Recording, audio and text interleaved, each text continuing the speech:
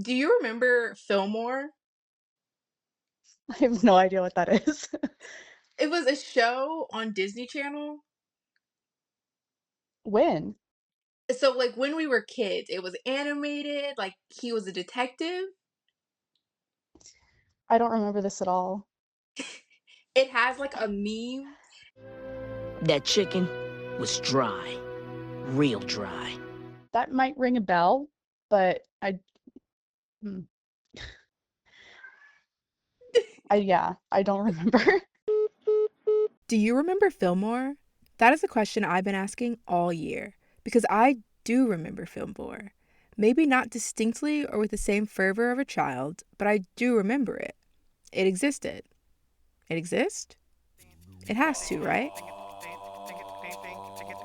This is Cassandra Investigates, a podcast dedicated to uncovering and archiving pop culture. I'm your host, not Cassandra, and this is Do You Remember Fillmore? A quick Google search reveals that yes, Fillmore did exist. It was on Disney Channel. Created by Scott Gimple, Fillmore ran for 2 seasons from 2002 to 2004, racking up a total of 26 episodes. My viewing of the show, however, wasn't during that original run. Instead, I remember Fillmore almost like a hazy dream. It came on Disney Channel in the dead of night for me.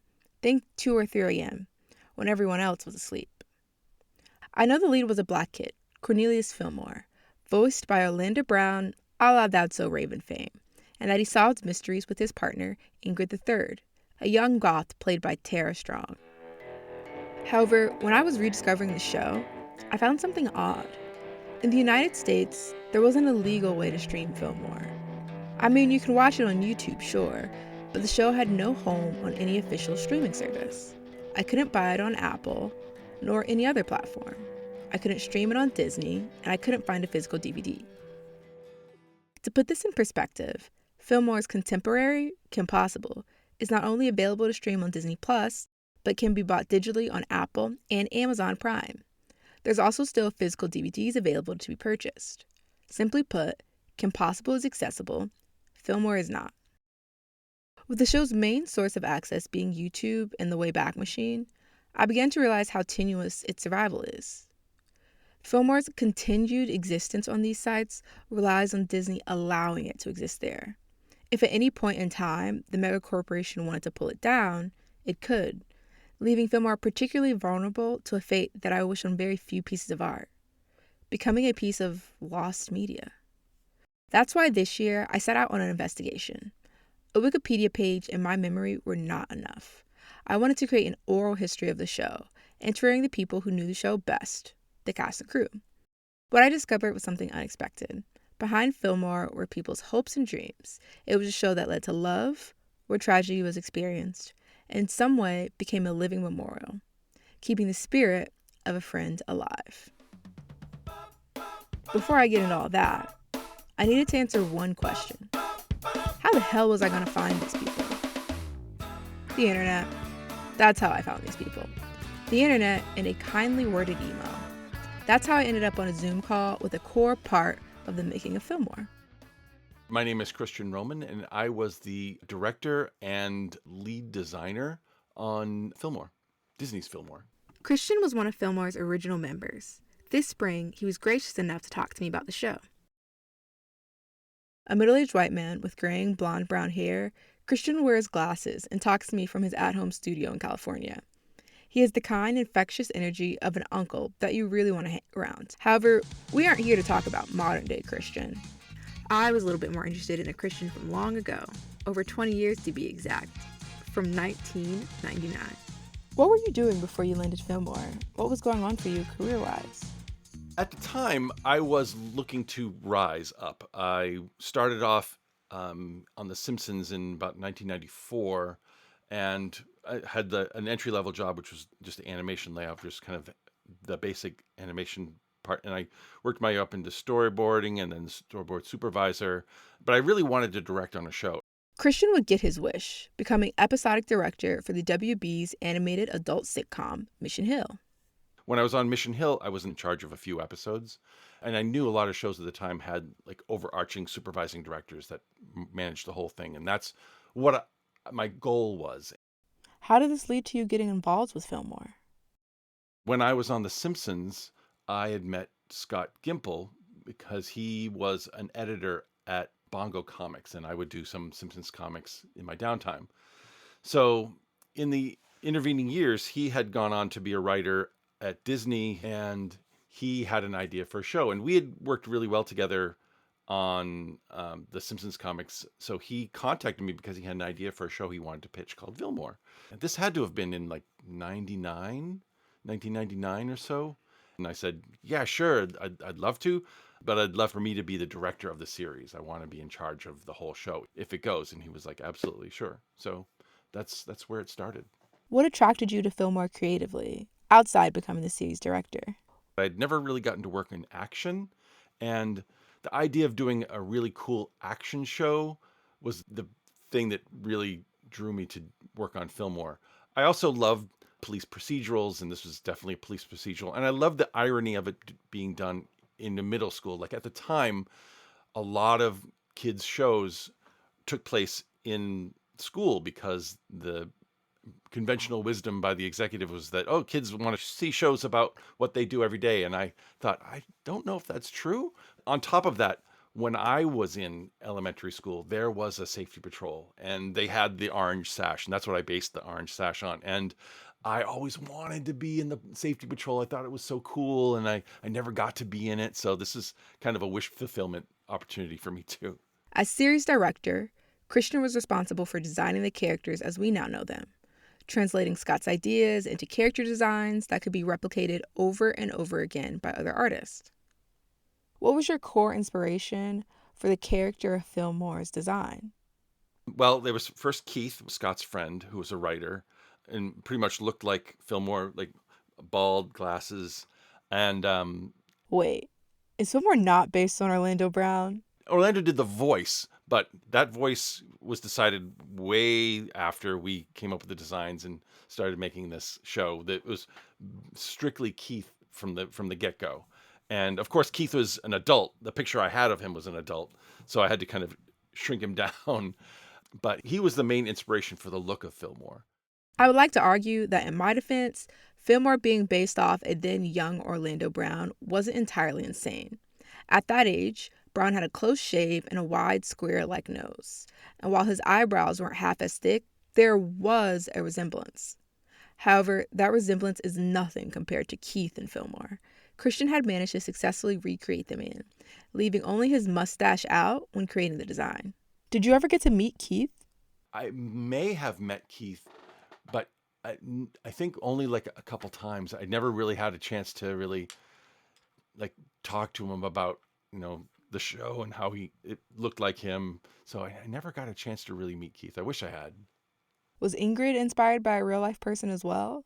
I think as far as like a person goes, there wasn't really one person that inspired Ingrid. It was more of just an amalgam of all the kind of goth people that I had known growing up. I think I was really inspired with trying to play with her geometry in kind of a Simpsons way, where like her hair didn't quite move quite right in space, and she had that kind of like bangs that were like a cylinder on the front of her head, and a dress that was so black that you really didn't get any kind of perspective on it. It was almost always in silhouette. What about the rest of the characters? Did Scott give you free rein with them, or did he have something very specific in mind?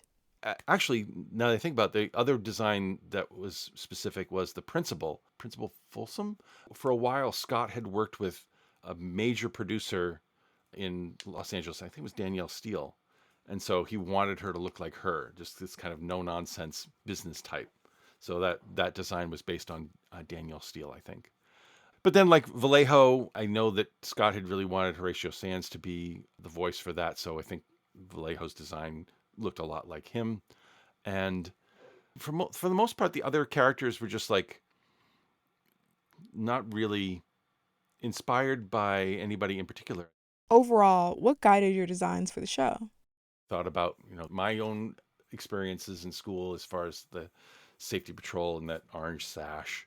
I was drawing on the design from two of the shows that I loved, Simpsons, just from working on The Simpsons for so long. And then I was a real big fan of Batman the Animated Series, which was designed by Bruce Timm. I am vengeance. I am the night. I am Batman. And something about those like thick lines and the like angular curve, like geometric curves and straight versus curve on like design things. I was inspired by that. So that's where that kind of combined. Now that Christian had the character designs done, it was time to move on to the next step, making the pilot. How long did it take for you guys to make the pilot? What was that like?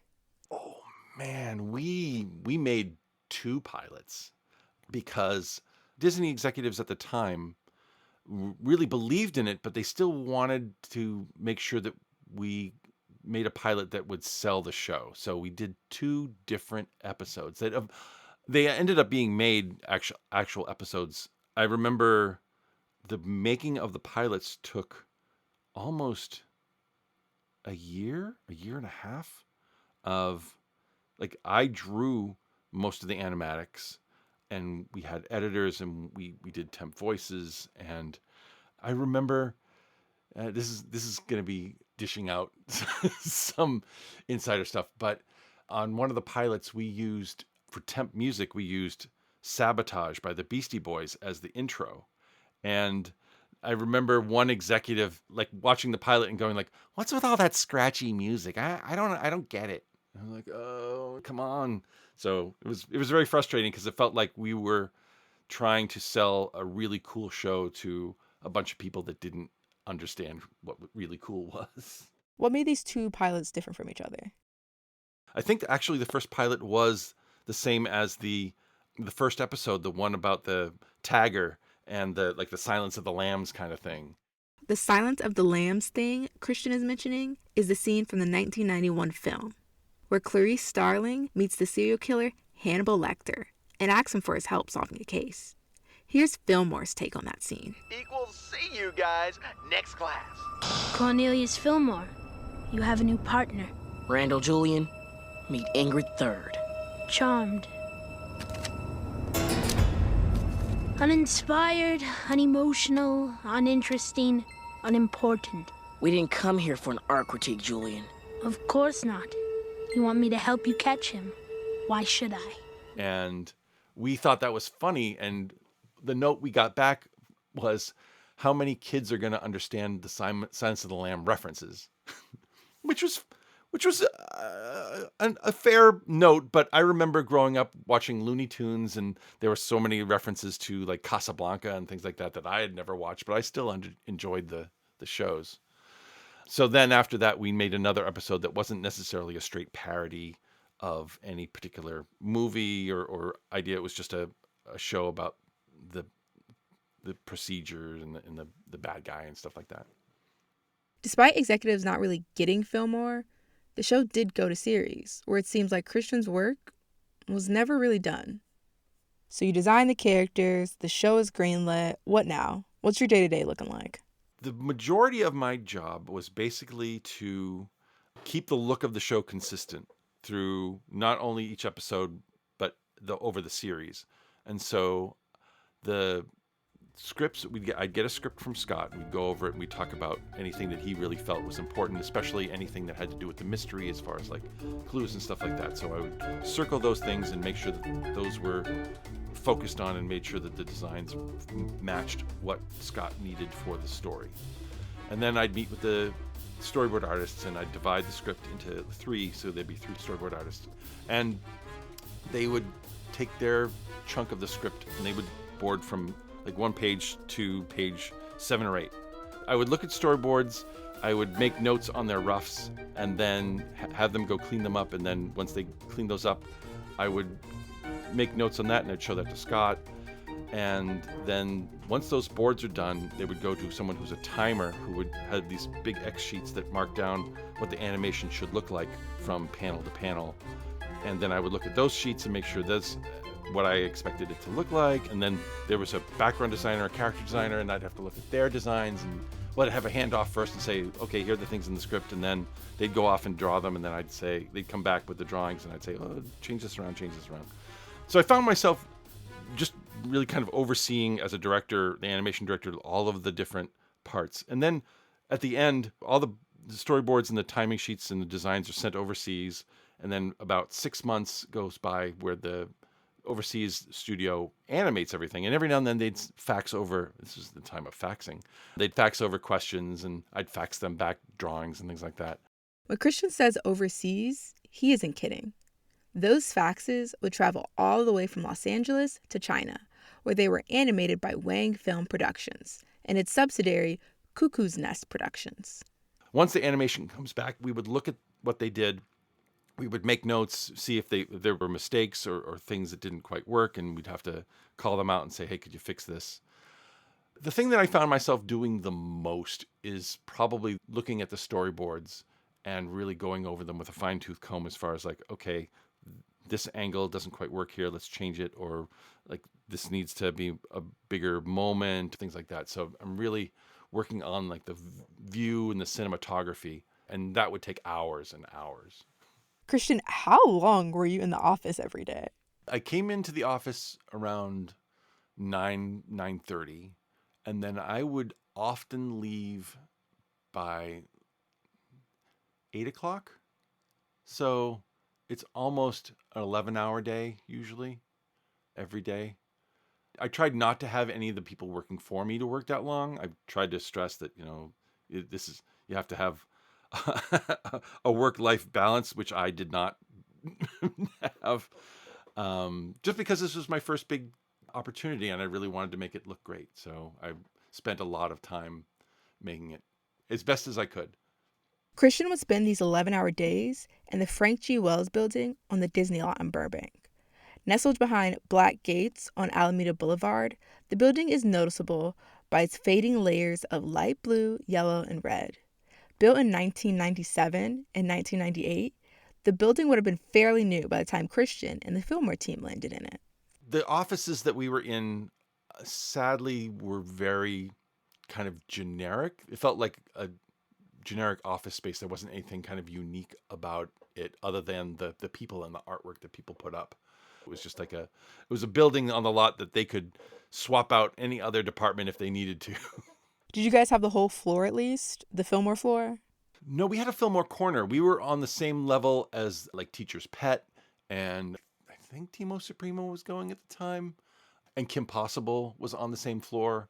So we were sharing, it was a big floor, and we had about maybe 15 to 20 people at the most in our little corner, from like the editors to the storyboard artists to the like designers to like the production people. We were all together in this little corner, and it was actually a little corner. Now that I think about it, the building came to like a point, and so like the office, whoever had the office at that end point was kind of like cramped. It was a little too narrow. Was there any sense of competition between the other shows since you were all on one floor? A little bit, because like first of all, Kim Possible was just this juggernaut at the time, was just this huge hit. The greatest super agent and the most exciting event of the summer, the Kim Possible World Tour. And we wanted to be as successful as them, and they had like very talented people working on there, and so it was challenging a little bit to like compete to get really talented people to work on Fillmore. To like, this is a new show nobody knew about. I felt like I was competing a little bit for people, but I preferred like flying under the radar a little bit. I didn't want that much attention because, like I said, I felt like a lot of the executives didn't quite get what we were trying to do. And so the more we could fly under the radar, the better. So there was less competition and more kind of stealth, I think. That stealth mission worked. And at 9 a.m. on September 14th, 2002, Fillmore premiered on ABC Kids. Christian had officially accomplished his goal. He was the series director of an animated show. And he wasn't just drawing concept photos anymore. The show had made it to air. Still, a few problems remained. Executives weren't really getting the show. Would audiences fare any better? Do you remember what the audience's first reactions to the show were? I think the feedback that we got was mostly that it was It was better than people expected because Disney at the time, they had a lot of shows that didn't really talk up to the audience. They kind of like talked down, like more, not immature, but just they were aiming for a younger audience. And I think we were trying to do a show that wasn't necessarily aiming at any particular age group, but we're certainly making it more complex by having a mystery. Entertainment Weekly's longtime film and television critic, Ken Tucker, would write that Disney's Fillmore's concept is more novel than its execution. Fillmore is nicely, casually multi-culty. Fillmore is black. Ingrid is pale goth white. Vallejo, their safety patrol boss, is a Latino kid. But the capers are silly, and the dialogue dull. Tucker would ultimately grade Fillmore with a B-. The perfect A grade would go to Season 2 of Samurai Jack and a premiering Mucha Lucha. But Christian wasn't really interested in what print media was saying, or even TV ratings. He was a little bit more advanced. I know the studio was certainly looking at metrics, but it's funny, I don't remember, like on other series that I worked at Disney, I remember really looking at the Nielsen numbers, which was the way they measured things at the time. But for Fillmore, I don't remember really even caring. Like this was my first show. I do remember the internet was starting to become a thing. I mean, this is before Facebook and even before like MySpace, but there were still like internet sites and people posting things. And I remember starting to see things people posted about Fillmore. And I felt like that was the metric for me. Like, okay, the nerds with their computers have found it. So that's cool. Christian was right. The nerds with computers had found it.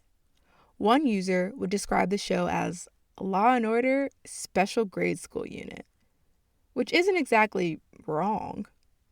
Even without those computer nerds, Christian's work on Fillmore was being rewarded. The show would bring him his first Annie nomination for Best Directing in an Animated Television Production for his work on Episode 1 of Fillmore, To Mar a Stall. The same episode, executives were so against, because what kids would get a Silence of the Lambs parody? Despite Christian's individual success, overall, the early 2000s was a weird time for animation. How would you describe the overall culture of television animation at this time? Coming off of this time where studios were really heavily into syndication, where they would do a certain number of shows, and once you hit a magic number of finished episodes, you could then sell them to TV stations across the country as a syndicated package. Studios really wanted a certain number of episodes, and they didn't want them to be sequential because they wanted to allow the television stations around the country to air them in whatever order they wanted. Fillmore fit into that because it was just episodic, but also this was toward the end of that era because now cable was starting to come into play and there was less individual television stations around the country playing things and was more going national, where there would be just one national channel that would air everything, like the Disney Channel, for example. Disney Channel was just starting to really come into its own at this time. Hi, I'm Kirsten Storms from Xenon. And I'm Tamara Moore. I'm America Ferrer. And you are watching Disney Channel. And you're watching Disney Channel. And you're watching Disney Channel. And so Disney Channel was looking to have content that was being sold in syndication to be exclusive to Disney Channel. And honestly, Disney Channel was not interested in Fillmore at all. That's another thing as far as like competition goes. We were trying to fit into an area that at least get enough made that they could go into syndication. Despite not being all that interested, Fillmore would still air on Disney Channel after premiering on ABC Kids. Executives, however, remained puzzled over the show. Like I said, they struggled with it because they didn't really know what the show was. They didn't think it was funny, and they didn't think it was really action either. So they really weren't sure, like, is this like ABC? Is this kind of like Toon Disney? Where does this go? So I think they just kind of like shuffled it around. Do you think all that shuffling is the reason why Fillmore got canceled? So the show never was technically canceled. It was just we got 2 seasons and we were always kind of told you're not getting more than 2 seasons. We kind of knew going in that it was a limited run. We hoped that it would go on the air and get like big ratings. But like I said, I didn't really pay attention to that. I was just like, I was so immersed in just making a quality show that I wasn't really worried about looking at the numbers and seeing if it was successful. And also because it was specifically made to be one of the last syndicated shows, we were hoping like that all these different channels would be like, we love these, we want more. But that never happened because no one was syndicating anymore. So our only hope at the time was Disney Channel. And they, like I said, were not interested at all. One of the reasons I remember Fillmore so much growing up was because it wasn't often that you had a black lead character of an animated show, especially one acting as a detective. Sure, Static Shock and the Proud Family would premiere before Fillmore, but none of those shows would give me quite the same rush like trying to solve a case with Fillmore did. So imagine my surprise when I learned that the main driving force behind the show was two white guys. Fillmore was pretty diverse, and I would say in many ways like ahead of the curve for its time. Were you guys aware of that at all when you were making the show, or you were just like, I'm making Scott's friends, Keith? I think, yes, we were definitely aware of that, but we weren't really focused on selling the show in that way, mostly because we were two white guys, and it's kind of weird to be like, hey, look at this, we were making this show about a black kid. We were more interested in just having a cool lead, especially living in Los Angeles. Like before I worked in animation, I was teaching in an animation program that went around to all the different schools in LA. And so I got to see how diverse most of the schools are. And I liked being on a production that reflected that. And I felt like, especially looking at a lot of the Disney shows and the other shows where the shows took place in schools, they didn't have much of a diverse characters. I liked having a main character that was black rather than just the side friend character who's black that's really athletic. That athletic black kid. I liked having a really smart black kid, but not a nerd. He was cool. He wasn't like an Urkel either. He was just cool. Just cool. I like that. Looking back, is there anything you wish you had done with the show? In hindsight, I wish that we had been more culturally conscious at the time for Fillmore to like make his ethnicity important to who he is rather than just being a character that happens to be black. I wish we had incorporated more people worked on the show that were black. I wish there wasn't this feeling of just telling stories that were all about the mystery. I kind of wish that we got a little more into the characters and into their personal lives. Like what made Fillmore who he is. We had one episode about him becoming a safety patrol officer, but I wish we'd done a little bit more of that. Is there anything like when you look back at the show that makes you just go, oh God, no? Like, how could we have done this? I do remember there's one episode that we were doing that was kind of like a parody of In the Heat of the Night. And it was like Southern guys and it was like, well, you come down here into the South. And that was a little too stereotypical. I'll be back home before we're late for roll call. Except I don't see any cinnamon rolls on my desk. Well, whose turn was it to bring them? Cheater. Oh, howdy, Sheriff. Kind of wish we hadn't done that one. I want you to know your audience was like 12. I know. They're 12. They need to know about this stuff. Why do you think Fillmore has like maintained such a devoted fan base after all this time? I think because of its weirdness. I think because of its oddballness that I think it resonates with people. And not just because Fillmore's a cool character. I think because it's different. On the surface, it feels like just another Disney school kids show. But when you watch it and when you realize the mysteries are complex and we put all of the clues there so you can solve it while you're watching it. And I think that speaks up to the audience. I think that makes the show better because we're not trying to dumb anything down. We're just doing a show that we thought was really cool and we liked. And if other people liked it, that's good. And that's always, to me, a recipe for getting people to like something. As long as you make something that you personally like, other people will like it. If you spend too much time worrying about making something that other people will like, no one's going to like it. Last question. Most important question. Can you still draw Fillmore? I can absolutely still draw Fillmore. I will never forget that kind of the D shape with the two circle eyes and that the kind of like curl ear, and I can still draw Fillmore. After Fillmore finished, Christian stayed with Disney, developing other shows with them. He would even go on to direct another show you may have heard of. Jake Long, The American Dragon, ring a bell? Christian would stay with Disney until 2004. In 2007, he would head to Pixar Animation, where he worked on films like Toy Story 3, Cars 3, and Luca. As of 2025, he is still active in the industry. This was Cassandra Investigates, hosted and written by me, not Cassandra. Music by Okla the Mock, additional help from Victoria Dominguez Peak. If you like what you heard, please leave a rating or a review.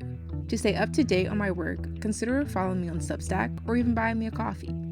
All the appropriate links can be found in the description below. Thanks for listening.